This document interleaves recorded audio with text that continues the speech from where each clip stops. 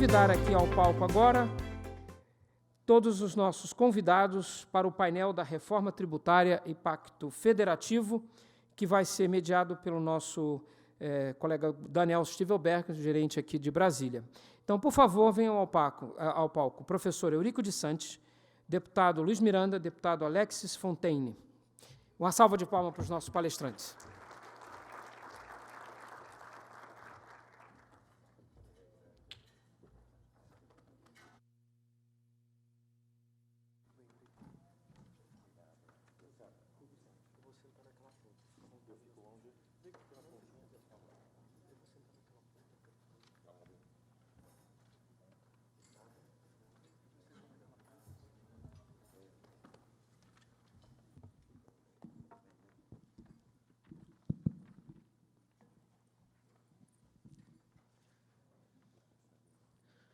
Boa tarde a todos. Gostaria de agradecer a presença dos deputado Alexis Fontaine, deputado Luiz Miranda e do professor Eurico de Santos, pela deferência de aqui estarem com a gente no nosso painel de reforma tributária e pacto federativo.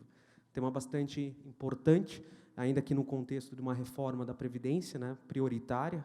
A gente entende que as questões tributárias não podem ser deixadas para trás, precisam ser de imediato debatidas, de modo com que a gente possa, de repente, a partir de 2020, ter um Brasil completamente repaginado em termos previdenciários e de estrutura do Estado e também em termos fiscais, a bem da competitividade das empresas brasileiras.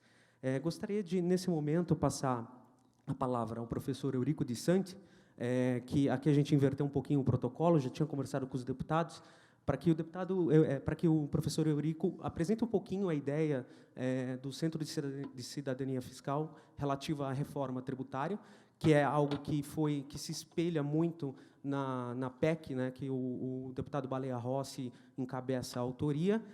E já faço uma pergunta aqui provocativa, professor, se essa tese, ela de fato elimina o problema da bitributação de software, né, hoje é uma grande segurança jurídica no setor digital, e se essa proposta, de alguma forma, endereça a questão do custo laboral, do custo sobre a folha. Fique à vontade. Tem um passador daqui? Deve estar aqui? Acho que está em cima. Está aqui. Professor, 5 minutinhos, tá? E aí a gente segue.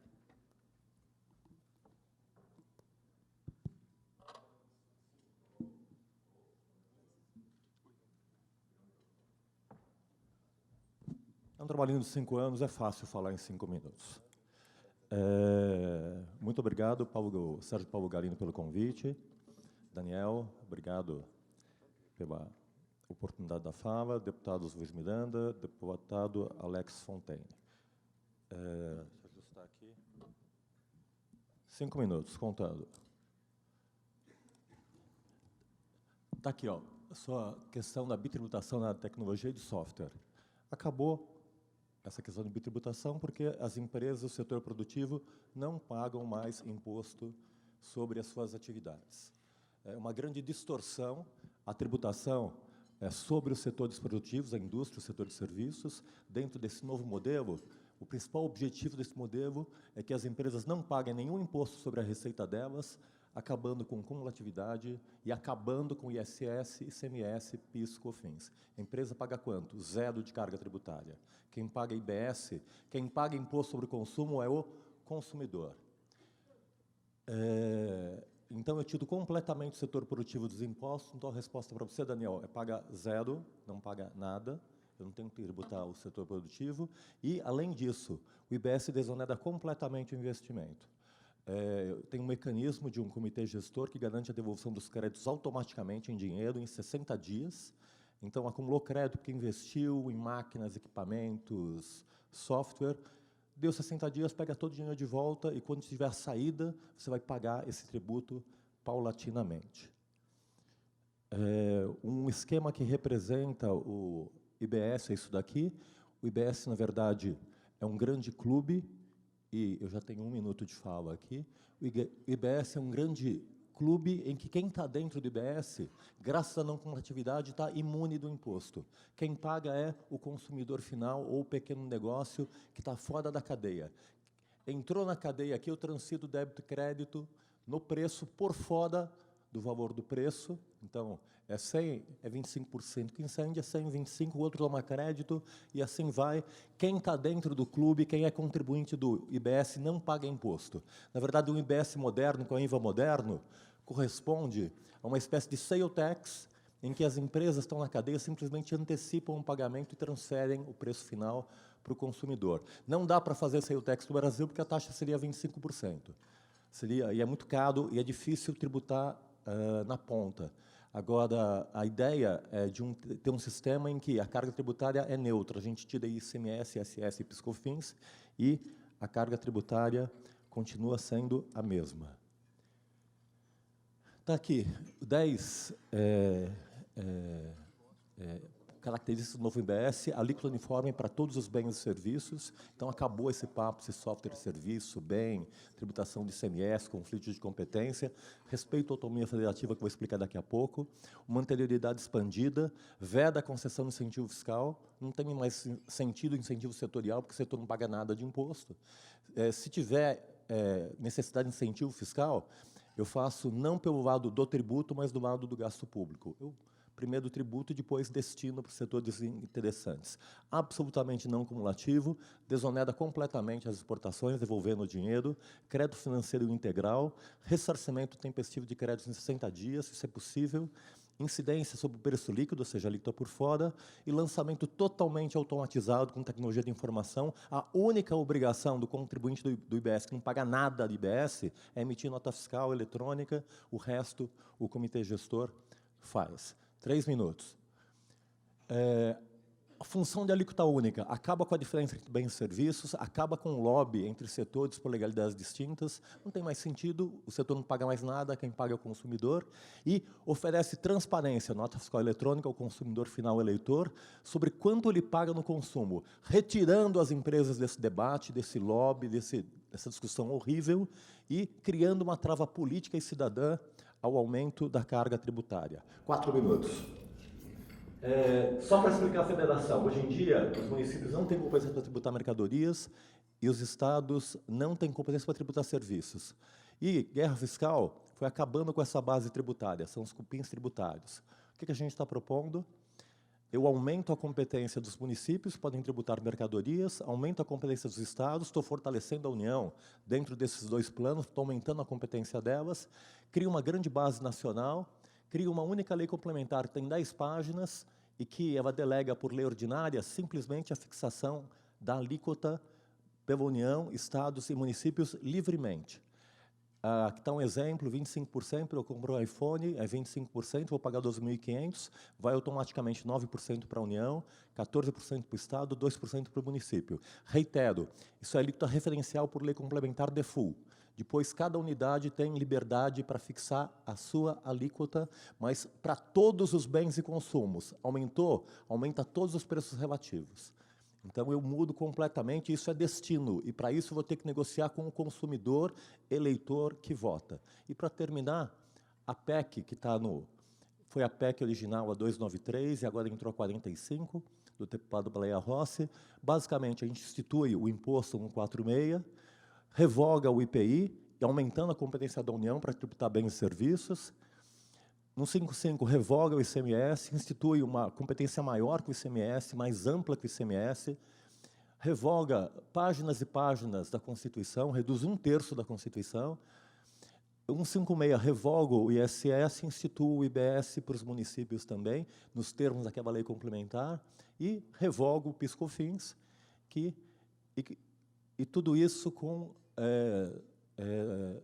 eu reponho totalmente a arrecadação da União, com os 9% de alíquota da União, tirando o PiscoFins e o IPI, reponho totalmente a arrecadação dos estados, com 14% para os estados, e reponho totalmente a arrecadação dos municípios, com 2%.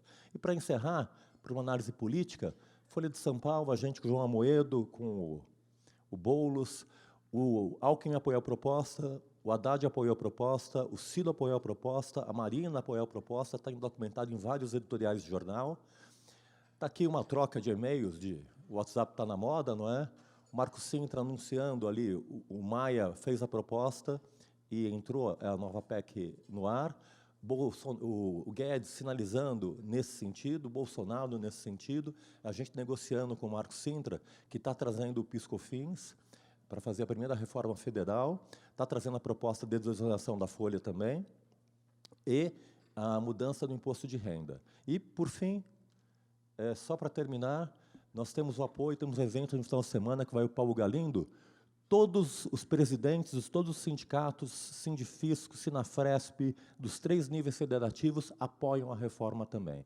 Os fiscais estão cansados de aplicar ISS, PIS/COFINS, ICMS e serem desvalorizados porque eles não têm critério legal de aplicação. Então, nós temos apoio não só do meio empresariado, como de toda a base política, como também dos agentes fiscais a nosso favor. Obrigado.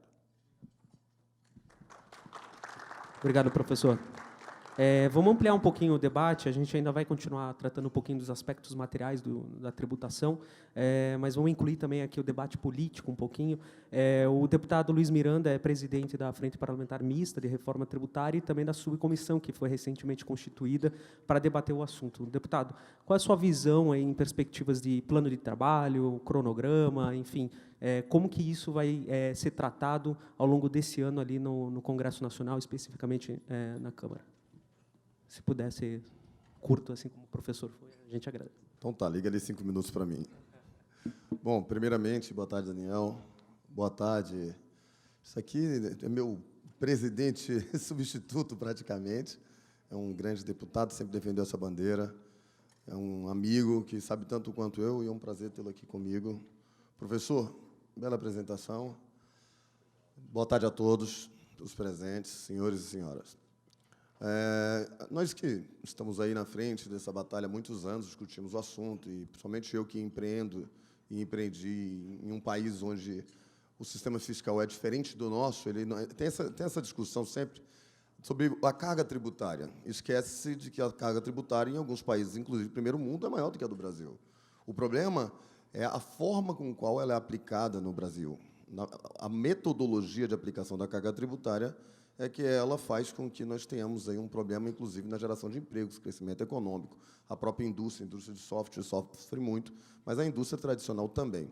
Por quê? Porque no Brasil acostumou-se a incidir carga tributária sobre o consumo de forma muito pesada, e nós tivemos aí, a partir de 95, inclusive, a isenção total de ganhos de capital. Nós não tributamos hoje no nosso país dividendos e uma série de descompassos que geraram cada vez mais um abismo entre o consumo e a ponta final. E, de certa forma, a proposta do BENAP ela vem tentando, inclusive, corrigir isso, não só deles, como outras que também, como da Anfip, que a gente aprecia muito bem, da FENAFISCO. Como dito, os auditores fiscais são aqueles que mais têm interesse no tema. Quando a gente fala de parlamento e de possibilidade de aprovação de uma reforma tributária, é sempre importante observar o histórico. Nós já possuímos essa discussão tem 30 anos. E nunca depois de 2003, que aprovou uma mini reforma tributária, nunca mais conseguiu se fazer nada. Por que não conseguimos fazer nada? Essa pergunta é a pergunta mágica, a pergunta que vale 1 milhão. Vale 1 bilhão, né? Vale mais, né? Por que não consegue se fazer nada? Porque você tem estados e municípios, você tem o Pacto Federativo, você tem uma série de agentes envolvidos que todos têm, na tentativa de defender os seus próprios interesses, eles complicam cada vez mais o avanço de uma possível reforma tributária inteligente. O que a gente propõe? Como presidente da frente, o que a gente propõe? É exatamente fazer uma proposta de dentro para fora. Todas as propostas, todos os aspectos vêm de fora para dentro. E, infelizmente, não é diferente das propostas recentes que aparecem. Elas vêm de fora para dentro, sem fazer uma consulta pública, sem participar, como nós estamos participando aqui, para entender os anseios. Certamente, pessoas que estão hoje na plateia vão se interessar pelo tema, alguns que entendem até mais, que vivenciam, que são os verdadeiros geradores de empregos, são os que sofrem na carne, querem participar e contribuir, de alguma forma, com algum resultado. Especialistas são importantes? Sem sombra de dúvidas. Sem os números, nós não conseguimos elaborar algo concreto. Mas, num país que é do tamanho de um continente, onde nós temos estados que são diferentes em questão, inclusive, industriais, em questão de produção, você tem a questão de automobilística. No Centro-Oeste é super desenvolvido, mas vende tudo em São Paulo. Pecuária, vende-se tudo em São Paulo, mas é produzido no Centro-Oeste. Então, você tem erros, inclusive, de de estratégias econômicas do nosso país, que complica muito uma decisão por fazer-se uma reforma tributária de fato inteligente. Então, o nosso objetivo é escutar todas as categorias antes. Marco Sintra, inclusive, se manifestou em fazer uma reunião na próxima semana sobre o tema, com o grupo parlamentar que está encabeçando isso. Nós montamos uma coordenação agora, onde nós temos deputados e senadores em cada estado, que vão fazer audiências públicas nos próximos 3 meses, apresentando não só a proposta do Baleia Rossi, que vem, que na verdade é do CICIF, do API, como também as propostas que já existem dentro da casa, e uma possível, então, conjunção de todas em uma única só. Luiz, é ignorável que a PEC, que foi apresentada no dia 4 de abril, possa ir para frente? Não. A gente tem que ver se existe possibilidade de emendá-la e levá-la para um padrão aprovável. O grande problema no Brasil é que esquecem que o parlamento ele tem representantes de todos os estados com vários interesses, e não adianta a gente ter a certeza de que o seu é certo. Esse é um erro gravíssimo que vem ocorrendo há muitos anos. Não existe o meu certo. Existe o certo de todos os estados e que vai conseguir compor de um jeito que seja possível aprovar. Uma proposta que a gente tem é dividir. Fazer primeiro a nível federal e, na segunda fase, fazer a nível dos estados, que a gente sabe que a briga vai ser diferente, vai ser uma briga mais dura, e, obviamente, mantendo aquele padrão de desonerar no consumo e voltar a onerar o que nós abandonamos lá, que são os grandes ganhos de capital, para que a gente crie um balanceamento e desonerando, obviamente, a folha de pagamento. É o intuito de gerar emprego e fazer crescimento econômico. Mas isso aí o caro colega aqui pode confirmar, porque ele é apaixonado por essa proposta, inclusive. É só, antes de passar a palavra ao deputado Alexi, obrigado, deputado, também vou querer saber, deputado Alexi, a sua opinião sobre as questões políticas e tramitação, mas é só para explicar para o público. Hoje, o setor de tecnologia da informação e comunicação sofre uma severa insegurança jurídica decorrente de um sistema tributário disfuncional, né? A gente tem aí uma crescente, o crescente intangível, né, da economia, o software como um elemento fundamental da transformação digital, numa situação aí de bitributação, que, por exemplo, no estado de São Paulo, representa um aumento de 170% da carga tributária. A Brascom tem mandado de segurança naquele estado, luta também em outros estados, como Minas Gerais, onde a bitributação pode gerar um aumento de carga tributária da ordem de 300%. Deputado Alexi, é uma pergunta, eu quero entender também tua visão sobre tramitação e discussão no parlamento, mas quero que você aborde como que essa questão da transformação digital, como que o setor que possibilita essa transformação pode garantir a continuidade da sua competitividade para que a gente não aborte a transformação digital dentro de uma discussão de reforma tributária que seja indutora. Qual é a sua opinião? Minha opinião é que esses puxadinhos que são feitos no sistema tributário brasileiro acabam gerando. A cada nova inovação, melhoria de alguma coisa no Brasil, ninguém sabe mais como que tributa. Então, aconteceu isso na tecnologia, começa uma discussão se é ISS ou se é ICMS, e todo mundo puxa. E tem uma expressão que eu adoro, que diz o seguinte: em briga de elefante, quem apanha é a grama. Em briga de guerra fiscal, quem apanha é o pagador de imposto.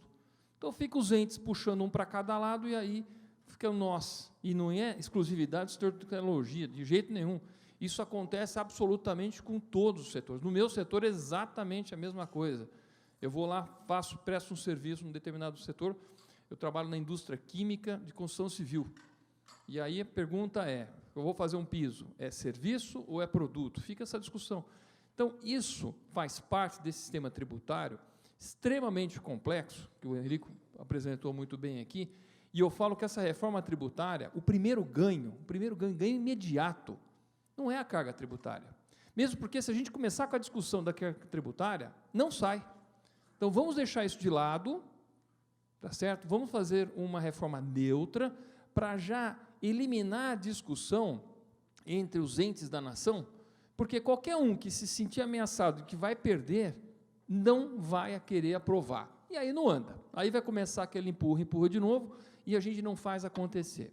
Então, a primeira questão é neutralidade, porque nós temos que resolver uma coisa muito pior do que a carga tributária. Nós temos que resolver a insanidade, que é a apuração, que é a legitimidade, se eu estou fazendo corretamente ou não a apuração, a estrutura que as empresas têm que ter, a insegurança jurídica que tem que ser eliminada com 10 páginas apenas, clareza, transparência, segurança, em que eu não vou discutir mais isso.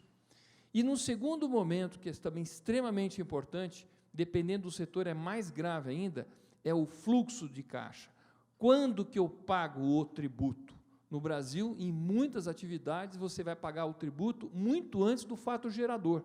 Nessas questões de diferencial de alíquota, substituição tributária, lucro presumido, nós temos 4 regimes tributários no Brasil. O Brasil é criativo nisso, daqui a pouco cria mais um aí, mas nós não vamos fazer isso. Nós temos que diminuir isso ao ponto de ter 2 sistemas, um talvez para proteger, eu não diria, é assim, é que é compatível e coerente com a micro e pequena empresa, e um outro que deixa as pessoas poderem crescer naturalmente, sem ter que ficar nas limitações de um simples, que quando você está na beirada daquele regime, você está torcendo para não vender, não faturar, ou querer abrir um outro CNPJ, porque você vai ser desenquadrado. O sistema tributário não pode ser um inibidor do crescimento ou da criatividade de um país. Ele tem que ser ao contrário, ele tem que mostrar um caminho fluido que as pessoas podem andar. Grandes vantagens do projeto do IBS, aqui do CECIF, é que, por exemplo, na questão do fluxo de caixa que nós estamos falando, você tem a opção de fazer a retenção do imposto em nota. Como é uma questão de débito e crédito, o tomador do produto ou do serviço, em vez de ele te pagar o produto, o serviço e mais um imposto, ele pode ter a opção de poder pagar diretamente para o fisco e já se acredita imediatamente para poder andar na cadeia. Veja, quem é a pessoa que está vendendo, ela fica com a vantagem de que não é ela que vai mais pagar o tributo, ela não precisa ter capital de giro para pagar tributo. A vantagem muito grande, e o pagamento do tributo é praticamente débito-crédito imediatamente. Fantástico essa saída que tem nesse projeto do IBS. Também gosto muito que ele tem uma proposta de transição que dá aquela segurança que nós estamos falando, que é importantíssimo para os estados. Nenhum ente, prefeituras e estado, vão concordar com alguma reforma que ponha em risco o faturamento. A carga tributária brasileira é do tamanho do Estado e mais ou menos 130 bilhões por ano de déficit que nós calculamos. É essa a carga. Vai querer diminuir isso agora? Não tem. Vai fechar como? Não tem dinheiro. Então, essa discussão não tem que ser feita. E aí, a gente vai conseguir fazer nessa transição, que é uma URV criada, muito inteligente, cria-se o IBS, diminui-se um pouco para a carga ficar neutra, vai fazer a transição. Talvez a discussão seja se a gente tem que fazer uma transição mais rápida, porque todo empresário está com a água aqui, né? Está no nariz aqui, está sufocado. Mas se a gente fizer essa transição, e como a proposta do IBS é ser extremamente simples, você simplesmente pega lá o arquivo XML da nota fiscal, entra, XML saída, ele já calcula, fala, é isso que você deve, ou tem decreto, você não vai ter nem estrutura para ter pesada para poder ficar aprovando. É o melhor dos mundos. Nós temos que acreditar nessa mudança, e eu como empresário, e o Luiz Lima aqui como empresário, tem uma frase que diz o seguinte, não sabendo que era impossível, a gente foi lá e fez. E não sabendo que é impossível fazer a reforma tributária, nós vamos fazer essa reforma tributária para poder tirar as amarras dos pés dos brasileiros e deixar os empresários trabalhar em paz e gerar muito emprego. Obrigado, deputado. Professor Eurico, o deputado Alexis mencionou a questão da transição, né? A gente fala muito aí das disputas entre competências, enfim, e de recursos, né, entre os entes federativos. O Conselho da Brascom definiu como uma meta para a equipe, enfim, para a gente trabalhar com o governo em propostas que redundem aí numa redução da carga tributária para 28% do PIB em 10 anos. Essa transição mencionada pelo deputado Alexis, de fato, atinge essa redução, obviamente, além de ter todo esse período de acomodação, etc., a questão dos benefícios fiscais, de investimentos que foram realizados, etc. Mas, dentro dessa transição, também existe uma perspectiva de redução da carga? Não. O nosso trabalho é técnico e a nossa preocupação é melhorar a qualidade do sistema tributário. Quem decide o tamanho do Estado, o tamanho da carga tributária, são, primeiro, os cidadãos e, em segundo, os políticos que vão definir essa função. Agora, a grande mudança, o grande projeto de reforma política desse modelo é que eu tiro o empresariado desse debate imbecil, se software é mercadoria ou não é mercadoria, se tributo por ISS, ICMS. Acabou esse debate, não é mais setorial. quem vai pagar é o consumidor. E ele vai ver isso na nota, claramente. Então, eu politizo essa questão. Quem vai definir a alíquota vai ser o município para todos os seus produtos, bens e serviços, o Estado para todos os seus bens e serviços, a União para todos os seus bens e serviços. E, quando eu empodero o cidadão, ele começa a se incomodar com a carga tributária, vai querer reduzir a carga tributária, a carga mundial sobre o consumo é entre 15% e 20%, vai começar a discutir tributação sobre a renda e vai começar a controlar tamanho de Estado também. Então, esse tipo de processo não se faz por emenda, não se faz por PEC, não se faz por direito, porque o direito não é uma varinha mágica. O que o direito faz aqui é ter um design perfeito para empoderar o cidadão, para discutir tamanho de Estado e discutir carga tributária, e aí sim vem essa redução, naturalmente, a partir de uma demanda política da cidadania fiscal e exercida e liderada por políticos. Obrigado, professor. A gente já está com a possibilidade da plateia encaminhar perguntas, então fique à vontade. Eu não sei se o pessoal se recorda do número, eu acho que seria importante projetar aqui na tela, até para que as pessoas se localizem. Tá? Eu queria fazer uma pergunta ao deputado Luiz Miranda, tá? Relacionada ainda à tramitação. Você acha que, dentre as propostas que estão na mesa, a gente tem a PEC lá do Baleia Rossi, né, que espelha muito a tese que o professor Eurico mencionou, e tem a PEC do Rauli, né, do deputado Rauli, que ao longo de décadas, né, trabalhou o tema. A gente tem ali a ideia do secretário Marco Sintra, né, de repente um IVA federal, enfim, algo mais contido, né. Qual dessas teses, de fato, o mercado, a sociedade pode esperar que no debate legislativo vingue? Qual é a sua visão? E aí eu já estendo a pergunta ao deputado Alexis também, tá, para responder. Bom, essa é uma excelente pergunta, porque foi a primeira pergunta que nós fizemos na transição. Eu participei da transição do governo do Bolsonaro, né? Foi no CCVB, e ali a gente teve alguns assuntos, e um deles era a reforma tributária. Qual que seria mais importante, a tributária ou a previdência? O que o sistema tributário hoje fez, e todos vocês sabem disso, isso é o mais do que visível. Primeiro, nós tivemos a pejotização.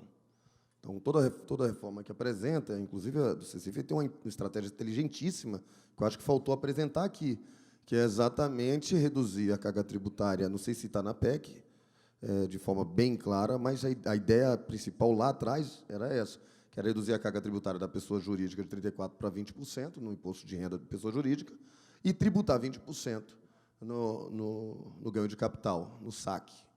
E, com isso, eu combato algo que aconteceu no nosso país, que foi terrível, que foi a pejotização. Com a pejotização, eu tenho o quê?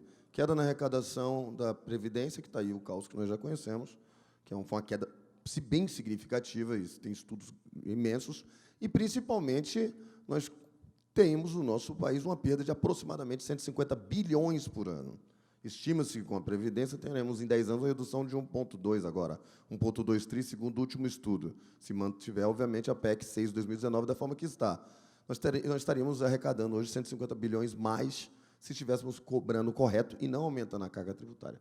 Então, qual é o grande problema para tramitar? É que existem estudos concretos de algumas falhas do Estado, e aí sim, o deputado Alexis colocou de uma forma muito pontual. Existe burocracia demais, complexidade, invasão no nosso dia a dia com estados, municípios, e não só isso, com entidades, querendo cada um morder um pedacinho mais do empresário que já não suporta nenhuma mordida, esquecem os modelos que deram certo. Estados Unidos, por exemplo, o sistema apresentado é o sistema wholesale, do Sales Tax Accept. O que acontece? A indústria fabrica o produto, ela vende para o distribuidor dela sem pagar nenhum imposto. O distribuidor vende para o distribuidor regional, não paga nenhum imposto, não tem imposto sobre isso. Porque se eu começo a tributar essa cadeia, primeiro, lá na ponta, o preço do produto chega para um valor absurdo, e eu gero algo que nós já conhecemos que aconteceu no Brasil. A indústria começa a vender direto para a loja, matando toda essa cadeia de empregos, porque é o jeito mais barato dela conseguir fazer com que o produto dela chegue na ponta. E, automaticamente, fica mais caro para o consumidor, indiscutivelmente. Nós pagamos mais tributo e o empresário cada vez vai sofrer mais. Então, o conceito é exatamente eliminar essa carga tributária e cobrar na ponta, e ele não só é inteligente, como ele é funcional.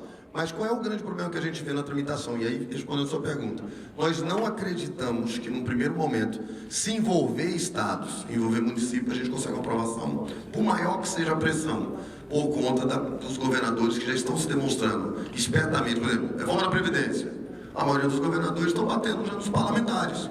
Os deputados estaduais que pretendem ser deputados federais nas próximas. É isso, essa análise política, que quando o empresário grita, ou a própria sociedade, eles esquecem que existem nos bastidores pessoas trabalhando contra, constantemente. E quem são esses? Aqueles que querem ocupar o lugar dos que hoje estão tentando defender o país. Então eu defendo hoje uma reforma da Previdência, por exemplo, que é importante economizar. Num país que se tem 1,3 tri para se gastar 600 bi está indo para a Previdência, algo está errado. A gente precisa corrigir isso. Quando você vai para corrigir o assunto, você leva porrada de governadores, de deputados estaduais que, obviamente, querem ocupar teu lugar. Essa é uma grande verdade, uma verdade clássica e infeliz no nosso país. E aí, como tramitar algo sem ter esses agentes atrapalhando e ter uma reforma tributária funcional? Na nossa visão, que a gente, independente de analisar qualquer das PECs, se a gente não envolver agora os estados municípios, fazer uma reforma tributária primeiro federal, que aí bate totalmente contrário ao que foi apresentado aqui pelo professor, mas é um estudo de reação dos parlamentares, reação da sociedade. Se você faz essa redução, essa inversão, cobra-se ganhos de capital, dividendos, faz o imposto único federal, e, num segundo momento, você estende para os estados e municípios, demonstrando que deu certo federal. Agora, a gente tem um imposto simplificado, de uma forma mais objetiva, o governo federal conseguiu manter a mesma arrecadação, porque aquilo que o Alexis colocou, você nem tem condição de abaixar hoje, nem de aumentar, a gente não consegue mexer nem para um lado nem para o outro. Você faz federal e consegue ter um êxito nisso, que é a proposta que a gente acredita que vai dar certo, na segunda fase, que ela já encaixa na sequência, você conseguiria concluir o projeto final, que aí sim seria desmembrar a proposta hoje do CICIF, talvez emendar com um pouquinho o que a Anfip apresenta, que é bem parecido, bem próximo, mas com esse objetivo. Vamos fazer federal primeiro, porque a gente passaria rápido isso, a gente aprovaria ainda esse ano, gerando mais segurança para os empresários, geração de emprego, crescimento econômico e dando um exemplo para os estados e municípios, porque você inverte a pressão.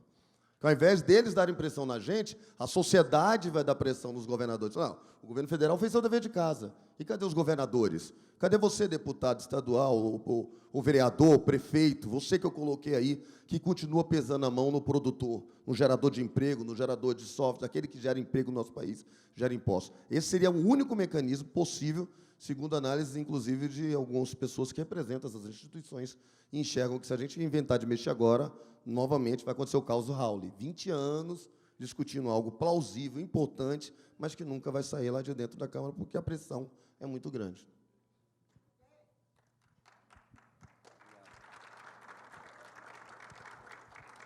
Então, fazendo uma análise das propostas que já foram colocadas, né, a do Rauli, ela tem os princípios do IVA, né, do valor agregado, mas ele, na minha opinião, ele não amarrou adequadamente, e ele fez algumas mexidas lá dentro que eu não agrado muito. Né? Então, não acho que ela vai prosperar. Eu acho que, inclusive, ele, nos últimos momentos da sua legislatura, foi uma perda, um deputado, acho que de muito valor, e todo mundo reconhece lá dentro do Congresso isso, ele acabou acelerando a aprovação do projeto e acabou fazendo algumas concessões lá. E a gente tem que entender que, quando a gente vai mexer na reforma tributária, é trocar a turbina de um avião em pleno voo. Não dá para correr riscos. A gente não pode se dar o luxo de fazer mudanças muito complicadas, que, inclusive, a gente nem tem análises claras dos impactos. Então, ele tira tributo que é estadual e passa para o município para compensar. Então, joga IPVA, joga IPTU, joga ITCMD, fez umas modificações lá, também fez algumas alíquotas, ele faz proposta de desonerar remédios e cesta básica, e muito bem falado pelo Eurico, a gente entende assim, que não tem que ficar desonerando algo linear, porque, tudo bem, pega uma boa parte da população que merece, talvez, merece aquele benefício, ou que faz sentido aquele benefício, mas toda uma outra população que não precisa e está também se beneficiando. Então, é melhor arrecadar e aí faz os programas sociais ou as adequações que, eventualmente, o Estado e a sociedade estejam de acordo, né? Porque hoje, quando eu me pergunto, com várias fábricas enfiadas nos lugares no Brasil, eu pergunto, a sociedade sabe que está pagando por aquele benefício fiscal? Então, a do Raul, eu não acredito que ela prospere.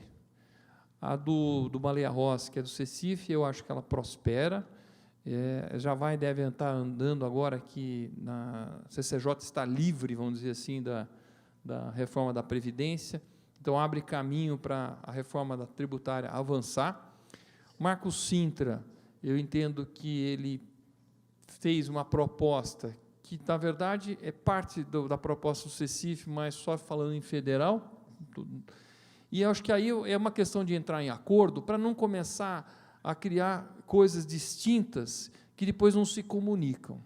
Então, vamos fazer o federal como uma parte do Lego, de um Lego maior que já sabe que vai se encaixar e vai funcionar, né? Para as pecinhas do Lego se encaixarem mesmo. E aí a gente tem um só sistema tributário daqui a alguns anos, que vai ter, então, federal, estadual e municipal. Mas ele já tem os modelos de débito e crédito amplo, ele já tem que ter esse modelo do comitê gestor, ele tem que ter os modelos dos princípios que estão numa proposta só. Porque senão daqui a pouco nós vamos ter 3 IVAs de novo, né?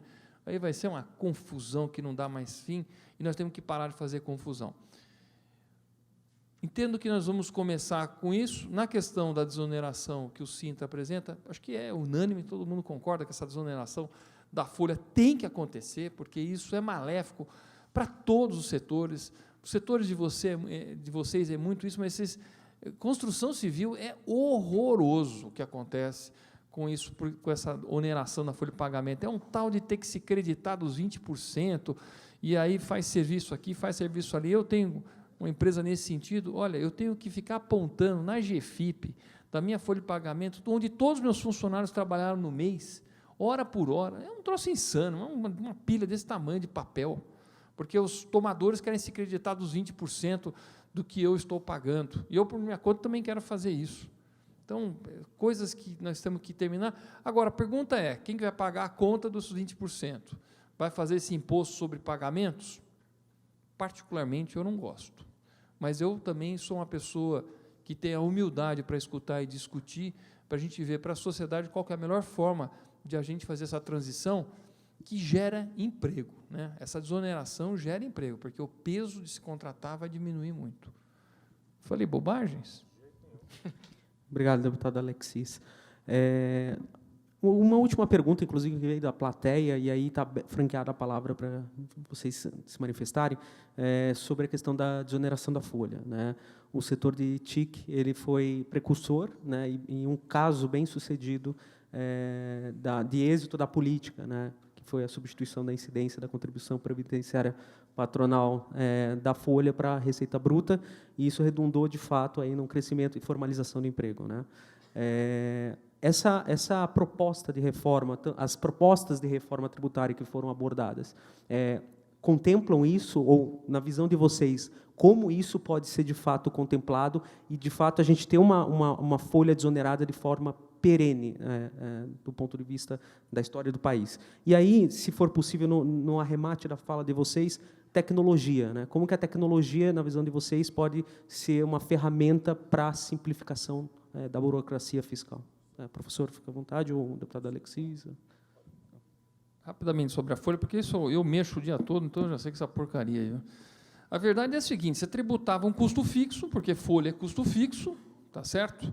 E agora, quando vocês foram para faturamento, pelo menos eu faturei, porque se eu não faturar nada, aí pelo menos eu não tenho que pagar imposto sobre o custo fixo. Então, só de mudar a base já agrada, já agrada. Então, nesse sentido, para mim fazia muito sentido. Obviamente que isso fazia mais sentido ainda onde você tem mão de obra intensiva, porque é onde tinha maior impacto, né? Então, as empresas que têm pouca mão de obra e que são altamente automatizadas não tinham vantagem nesse modelo. Mas eu não gosto da ideia de modelos conforme a conveniência de cada setor. Eu acho que tem que ser sempre uma coisa universal, flat, para não criar distorções. Então, essa é a minha posição em relação a essa alteração, que eu acho que teve sucesso mesmo em TIC. Teve sucesso também em indústrias, construção civil, têxtil e sapato eram outras importantes. Eu não me lembro se eles acabaram sendo contemplados na época com esse tipo de benefício. Benefício nem chamo de benefício, chamo de alteração fiscal. Bom, a proposta genérica do CECIF é, enfim, dar transparência à tributação sobre a folha, empoderando o consumidor, carga tributária neutra.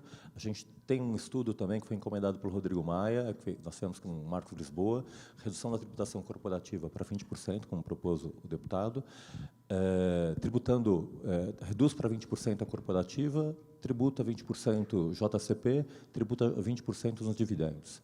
E, por fim, redução da tributação sobre a folha progressivamente, aumentando, na verdade, na nossa proposta, era aumentando no imposto de renda pessoa física progressivamente. Com isso, eu posso compensar a desoneração da folha, que causa mais regressividade do nosso sistema. Só que é muito difícil estar aumentando o imposto sobre a renda nesse sentido. E a solução da CPMF é uma solução paliativa, acho que tem que ser avaliada. Só uma última observação política de um quadro que eu estou enxergando, enfim, tenho uma visão privilegiada disso. Eu acho que está acontecendo um grande movimento, essa PEC que nós trabalhamos, eu trabalhei na equipe de transição do Sintra também, então nós alinhamos com o Sintra, daí ele parou com a reforma da Previdência, agora o Legislativo assumiu nessa ponta, nós conversamos a semana passada, alinhando a reforma do PIS/COFINS infraconstitucional para estar alinhada com a reforma do IBS, então acho que é um grande movimento de eu estar propondo o novo PIS/COFINS alinhado, sem incentivo, alíquota uniforme, totalmente não cumulativo, como o desenho do IBS, está desonerando folha de alguma forma, está tributando dividendos, reduzindo tributação corporativa, aumentando a tributação sobre a pessoa física progressivamente, e, do outro lado, está acontecendo um movimento incrível de estados e municípios que talvez podem se empoderar, enquanto eu tenho um movimento ali da União fazendo o IVA federal, estados e municípios estão se mobilizando para fazer um IVA deles também, que pode convergir no mesmo IVA. Então, eu fui convidado para participar da reunião do Brasil Central, com 7 governadores interessadíssimos em acabar com o ICMS, aumentar a base deles, isso vai aumentar em grande escala a arrecadação deles.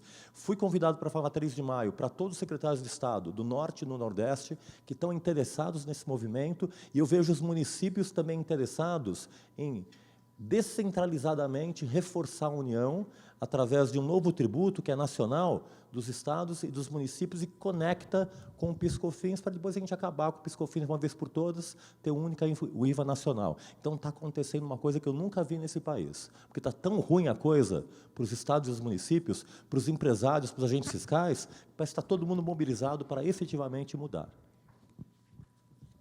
Bom, já que eu fiquei com a última palavra e ninguém entrou no assunto tecnologia, eu acho que é o que interessa a todos.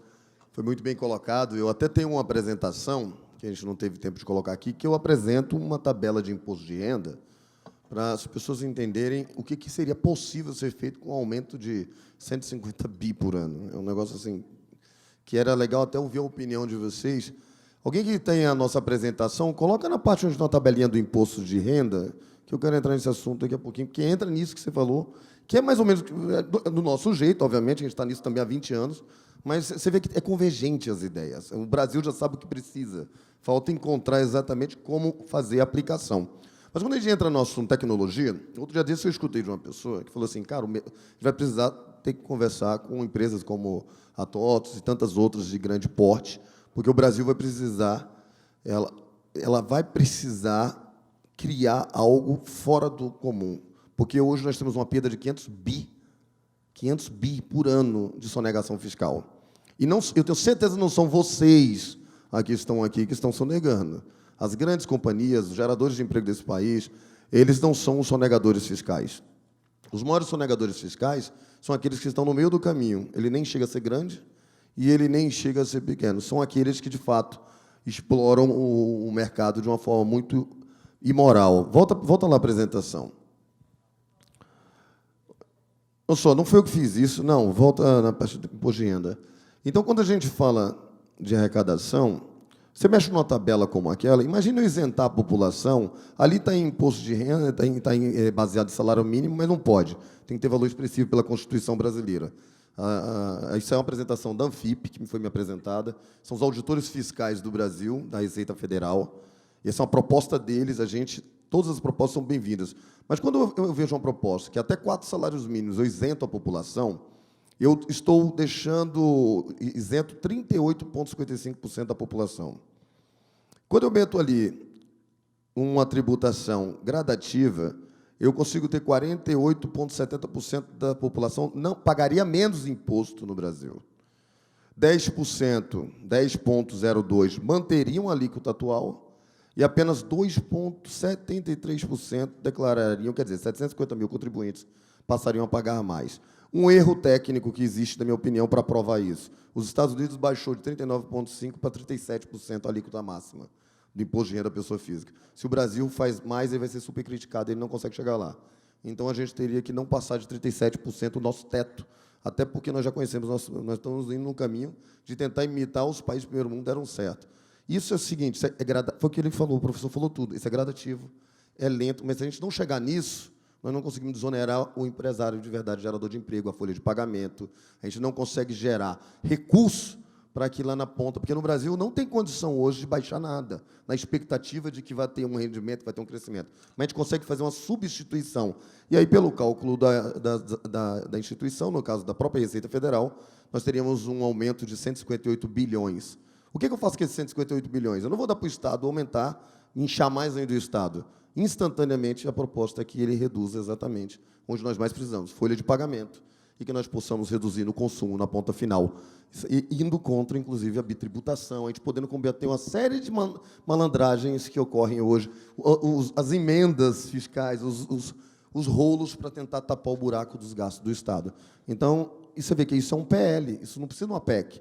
Um projeto de lei pedindo alteração da tabela e compondo com toda a sociedade, a gente conseguiria ter aí, pelo menos mais de 100 bilhões de arrecadação hoje no Brasil. Estudo concreto com números exatos hoje. Bom, obrigado, gente. Obrigado, deputado. Obrigado, deputado Luiz Miranda. Obrigado, deputado Alexis Fontaine. Obrigado, professor Eurico. Vamos continuar o debate, né? Ao longo desse processo todo, a gente está à disposição, a gente quer contribuir, a gente quer participar. Inclusive, temos uma audiência pública vindoura já para falar sobre isso lá na Câmara. E agradeço a presença de vocês aqui.